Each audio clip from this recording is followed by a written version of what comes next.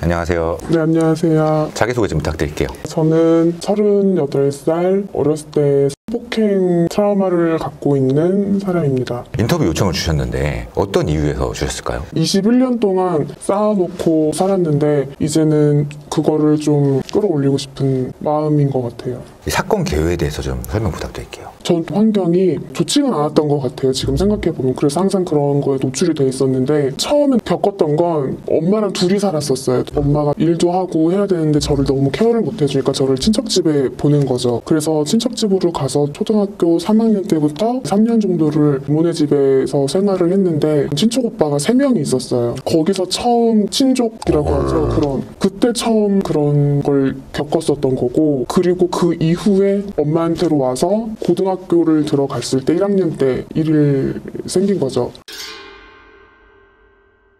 초등학교 때 겪었던 일은 그때 친척 오빠 나이가 이제 막 고등학교를 들어갔을 때여서 한창 사춘기였고 그런 걸 저한테 풀었던 것 같아요. 집에 이제 아무도 없을 때 오빠랑 있게 되면은 제가 생활하는 조그만 방이 있었는데 항상 그 방에서 키스하는 방법 그런 걸 저를 상대로 연습을 한다거나 아니면 행위하는 그런 것들을 끝나는 과정까지 다 보여주면서 그런 걸 지켜보게 하고 만져보라고 하고 저희 몸에 비빈다거나 빼고는 그 전 단계의 여자랑 할 수 있는 것들을 저한테 다 했었던 것 같아요. 친척 오빠가 한 거죠? 오빠들이 아니고? 오빠 한 명이 더 있었는데 집에 너무 식구들이 많으니까 옆에 친척 오빠 한 명 같이 잤어요. 자다가 뭔가 느낌이 이상해서 깨면 제 몸에 자기 그거를 대고 비비고 있고 그래서 전 어떻게 할 수가 없는 상황이니까 그냥 잠에 그냥 자고 있는 저. 그래서 그 오빠는 제가 알고 있는 걸 몰라요. 그냥 늘 잠잘 때만 그렇게 저를 괴롭혔기 때문에 저는 이제 엄마 없이 거기에 가 있던 상황이니까 아 이거는 말하면 안 되는구나. 나만 조용히 하고 있으면 되는 거고 그냥 여기서 잘 버티고 엄마한테만 가면 된다. 그 생각을 했었던 것 같아요. 이걸 오픈해버리면 모든 게 다 그 다음날부터 불편해지는 거잖아요. 그럼 다시 엄마 집으로는 언제 오셨어요? 그것도 이제 계기가 있었는데 어느 날 이모가 그냥 뭔가 느낌이 이상해서 제가 자는 방에 이렇게 문을 열고 들어왔대요. 아무래도 다 큰 남자랑 어리지만 어쨌건 그렇게 자고 있으니까 문을 이렇게 열어봤는데 너무 바짝 붙어 있는 걸 본 거죠, 이모가. 그러고 이제 이모가 아 이거는 혹시라도 문제가 생길 수 있겠다 싶어서 저를 보내려고 마음을 먹었다고 하더라고요. 근데 그 이모는 저는 이해가 안 가는 게 어떻게 보면 사건이니까 거기에 대해서 어머님한테도 좀 알려야 되는 거고 그런 조치를 좀 취해야 되지 않았었나 생각이 드는데 그 뒤로 어떤 조치도 없었나요? 없었죠. 이모도 알고 있었구나라는 걸 알았을 때가 제가 28살, 9살 때 그때 처음으로 엄마한테 이 얘기를 했어요. 엄마 나 사실 그때 그런 일을 당했었어. 그래서 엄마가 이모한테 얘기를 한 거죠. 그러니까 이모도 이제 그 사실을 알고서 많이 힘들어 했었죠. 그럼 이게 초등학교 때 생겼던 그 사건의 개요인 거고 그리고 나서 이 관련된 사건을 또 겪으신 거예요? 그쵸. 그 사건을 겪고 나서 고등학교에 들어가서 어느 학교에나 질이 안 좋은 사람들은 있잖아요. 저희 학교는 유독 질이 안 좋은 학생들이 진짜 많았어요. 그래서 항상 조심하고 다녔는데 어느 날 저보다 1살 많은 선배들이었는데 저를 볼 때마다 그랬어요. 야, 너 남친구 있냐? 아니면은 야, 너 몸매가 좋다? 그런 식으로 약간 좀 추행하는 듯한 발언들? 친구들이랑 걸어다니다가도 오락실 앞에 그 사람들이 있다 하면 돌아서 갈 정도로 그 사람들이 무서워하고 있었어요. 근데 어느 날 학교 끝나고 엄마한테 가는 길에 그 오락실을 지나갔어야 됐어요. 그래서 거기를 지나가는데 앞에 그 무리들이 다 앉아 있었던 거예요. 그래서 최대한 이제 쳐다보지 않고 걸어갔는데 이제 그 중에 한 명이 저를 본 거예요. 너 어디가? 저 엄마 만나러 가요. 그러니까 너 잠깐 있어봐. 그래서 친구들을 막 다 데리고 나오는 거죠. 친구들이 거의 한 8명, 9명 정도 나왔던 것 같은데 그거는 겪어보지 않은 사람은 모를 거예요. 그런 분위기에 딱 맞닥뜨리면 몸이 얼어요. 그 사람들이 다 나오고 저를 이제 에워싸다시피 해서 같이 걷기 시작을 한 거예요. 그래서 어떤 집까지 갔는데 그 집이 되게 허름한 집인데 아지트? 자기들만의 아지트? 집에서도 막 담배를 피고 그런 집?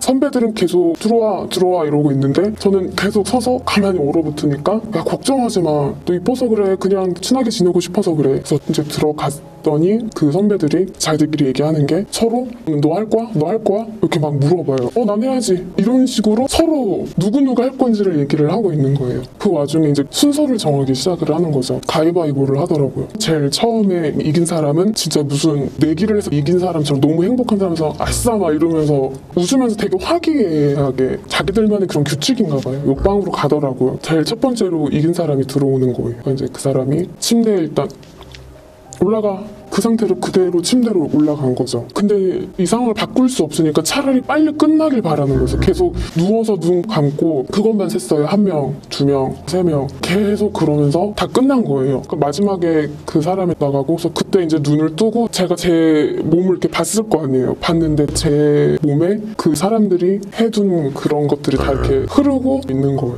일단 옆에 보이는 휴지 같은 걸로 그냥 막 하고 바로 교복 입고 가방까지 다시 맸는데 이제 다 들어오더라고요. 다 들어와서 이렇게 뚫으면서 야 이제 학교에서 무슨 일 생기면 오빠한테 얘기해. 뭐 그런 식으로 너가 수고했으니까 우리가 너한테 힘이 돼줄게 이런 느낌으로 저한테 이제 가도 돼. 조심해서 가.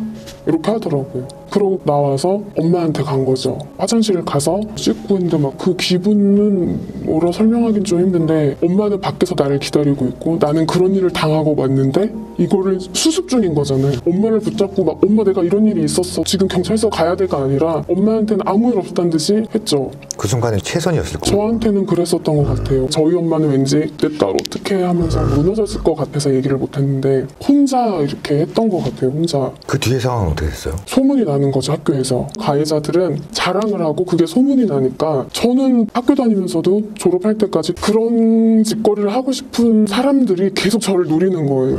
저 형들이 했대. 그럼 나도 할 수 있지 않을까? 그 세상 자체가 미친 애들밖에 없는 것 같은데요? 맞아요. 그럼 그 가해자들은 지금도 죄의식 없이 살고 있잖아요. 제가 화나는 게 그 사람들이 아예 죽을 때까지 소식도 들을 수 없는 사람들이면 그나마 덜 그럴 텐데 요즘 인스타그램도 연결돼서 알 수도 있는 사람들이 뜨잖아요. 보면 세상에 그렇게 좋은 아빠가 없을 정도로 딸바보. 한 명은 그 고향에서 식당을 정말 크게 해서 너무 자리를 잘 잡고 살고 있고 그 친척 오빠도 지금 딸을 키우고 있는데 너무 행복하게 키우고 너무 예뻐하고 있으니까 그걸 보면서도 이 딸도 나 초등학교 나이 때 그때가 올 텐데 이 사람들은 자기 딸을 보고 자기 와이프를 보고 나한테 그랬다는 걸 기억을 할까? 그 가해자들한테는 제가 메시지를 이만큼 썼다가 보내지를 못하고 지우고 그런 걸 진짜 반복을 정말 많이 했거든요. 보냈을 때 답이 그래 미안하다. 내가 그때 너무 철이 없었다. 이런 식의 답장이 올까봐 보내지를 못하겠는 거예요. 그럼 너무 쉽잖아요. 그 사람들은 사과를 했고 자기들은 마음이 편해질 거고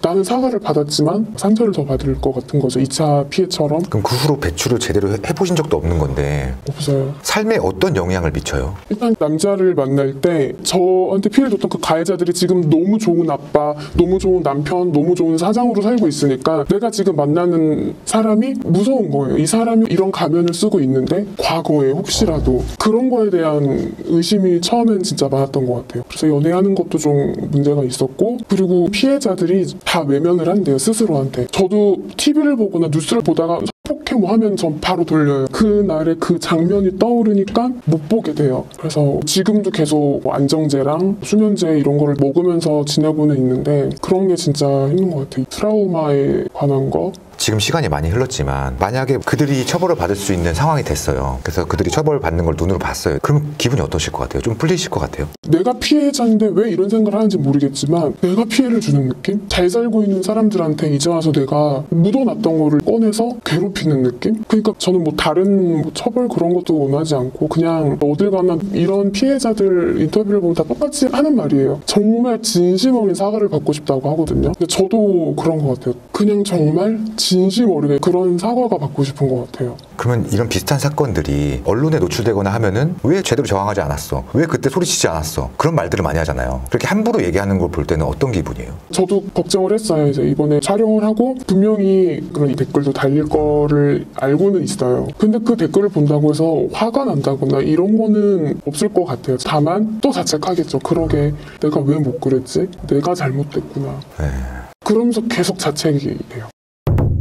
오늘 어렵게 피해 사실들을 말씀해 주셨는데 제 잼백TV 시청자분들께도 한마디 해주신다면 뭐가 있을까요? 이 사실을 얘기하고 싶었어요. 제 스스로 이렇게 해서 치유가 된다고 하면 이거라도 해보자 라는 마음으로 인터뷰를 요청하게 된 건데 내 여동생, 누나, 가족 중에 누군가 그들 중에 저처럼 마음에 그런 상처가 있지만 모른 척 외면하고 사는 사람들이 저는 진짜 많다고 생각을 하거든요. 저희가 가해자가 아닌 거잖아요. 저희가 피해자인데 저희가 이렇게 숨어 사는 하는 것 자체가 이제는 그만해야 된다고 생각을 해요. 이런 일이 너무 불편한 거 알지만 이제는 더 이상 불편하다고 해서 외면하는 거 말고 봐주셨으면 좋겠어요. 들어주고 봐주고 알아주셨으면 좋겠다는 거. 그래도 끝까지 잘 들어주셔서 감사합니다. 수고하셨습니다. 감사합니다.